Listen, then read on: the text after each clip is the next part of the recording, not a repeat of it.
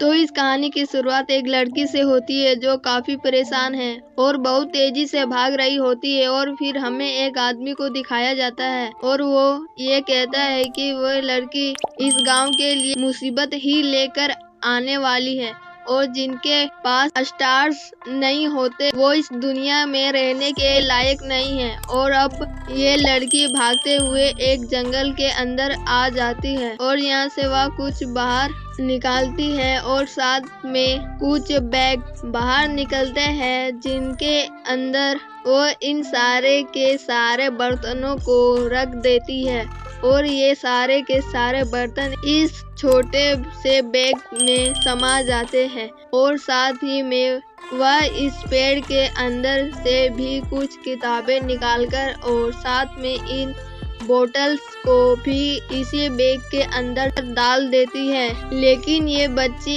इस बात को लेकर परेशान हो रही होती है कि मेरे गांव वालों ने मुझे छोड़ दिया और यहाँ तक कि मेरे पेरेंट्स ने भी मेरा साथ नहीं दिया तो मैं भी उन्हें छोड़ दूंगी, अपने गांव को, अपने मॉम और डैड को। और फिर यहीं से हमारा सीन चेंज होता है जहाँ पर ये छोटी सी बच्ची सोचती है काश मेरे पास भी काफी सारी स्किल होती, जैसे कि मैं तेज भाग पाती या फिर छुप पाती, लेकिन मेरे पास ऐसा कुछ भी नहीं है। और जब वो आगे जा रही होती है तभी उसके सामने एक डिपिंग राइड आ जाता है और वो ये सोचती है क्या मुझे इसके अंदर कोई खाना मिलेगा। और यहाँ पर वो सारे कपड़े को एक डंपिंग यार्ड आ जाता है और वे ये सोचती है क्या मुझे इसके अंदर कोई खाना मिलेगा। यहाँ पर वह सारे कपड़े को बाहर निकालना शुरू कर देती है और खुद भी नीचे गिर जाती है और उसे यहाँ पर एक चीज मिलती है जो कि दिखने में एक मैप की तरह लग रही होती है और साथ में एक चीज भी नीचे गिर जाती है और वह इन दोनों को ही कलेक्ट कर लेती है। पर वो अब भी यही सोचती है कि ये सारा कुछ है तो कपड़ा ही तो ये मेरे काम क्या आएगा और वैसे भी मैं एक ऐसी बच्ची हूँ जिसे कोई भी पसंद नहीं करता है और साथ साथ ही मैं उन चीजों के साथ रही हूँ जो कि किसी को भी पसंद नहीं है, जैसे कि ये कपड़ा। तभी अचानक से यहाँ पर एक बंदा आ जाता है जो कि अपने साथ में स्माइल्स को लेकर आता है ताकि वो यह सारा का सारा कूड़ा खा सके। लेकिन ये छोटी सी बच्ची इस बात को सुनकर काफी डर जाती है जब ये बंदा कहता है कि उन गांव वालों ने बिल्कुल भी अच्छा नहीं किया, उन्होंने उस छोटी सी बच्ची पर काफी बड़ा इनाम रखा है और वो उसे जिंदा या मुर्दा पकड़ना चाहते हैं। और ऐसे ये लड़की अपने सफर को आगे कंटिन्यू करती है और इसके सामने काफी छोटे छोटे स्लाइम आ जाते हैं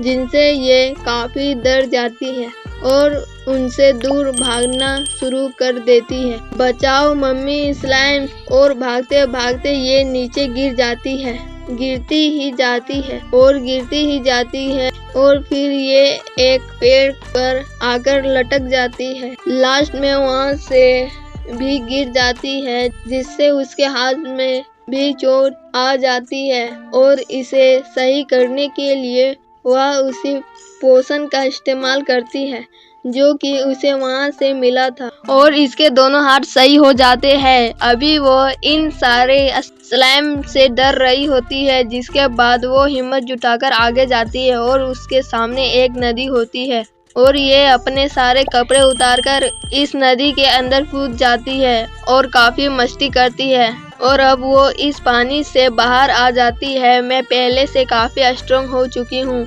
और वो ये डिसाइड करती है कि जैसे कि फॉर्चून टेलर ने कहा था कि मुझे अपना बेस चेंज करना है तो मुझे एक लड़का की तरह दिखना होगा जिससे कि मैं सबसे बच सकती हूँ। और ये बोलने के बाद वह अपने सारे बालों को उड़ा देती है और साथ में उस नाम को भी चेंज कर देती है जो कि उसके मॉम डैड ने उसे दिया था और साथ ही में वह अपना नया नाम चूज करती है जो कि है आइवी। और जब ये आगे जा रही होती है तभी अचानक इसे पत्तों में एक छोटा सा स्लाइम दिखता है और वो इसे देखकर काफी खुश हो जाती है। जिसके बाद वो अपनी मॉन्स्टर बुक बाहर निकालती है और इसके अंदर इस स्लाइम का कोई भी ऑफिशियल नाम नहीं होता। तभी एक तेज हवा का झोंका आता है और ये स्लाइम उड़कर नीचे गिर जाता है। और इस मॉन्स्टर बुक में भी यही बात लिखी हुई थी कि स्लाइम सच में काफी कमजोर होते हैं। और आइवी उसे देखकर ये कहती है कि तुम तो सच में काफी कमजोर हो। और अब ये उस स्लाइम के बारे में पढ़ना शुरू कर देती है तो उसके अंदर ऐसा लिखा होता है कि ये स्लाइम सच में काफी कमजोर होते हैं कि एक तेज हवा के झोंके से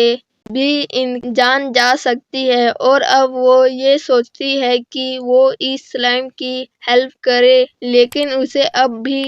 काफी डर लग रहा होता है। लेकिन बाद में वो इसे हाथों में उठा लेती है और इसके बारे में और भी स्टडी करना शुरू करती है। पर तभी दोबारा से हवा का झोंका आता है और ये स्लाइम दोबारा से उड़ना शुरू कर देता है और आइवी उसके पीछे पीछे भाग रही होती है। और फिर हमें ये बताया जाता है कि इन स्लाइम्स की लाइफ काफी कम होती है, यानी कि बस एक दिन। और अगले सीन में हम ये देखते हैं कि आइवी इस स्लाइम के सामने खड़ी होती है।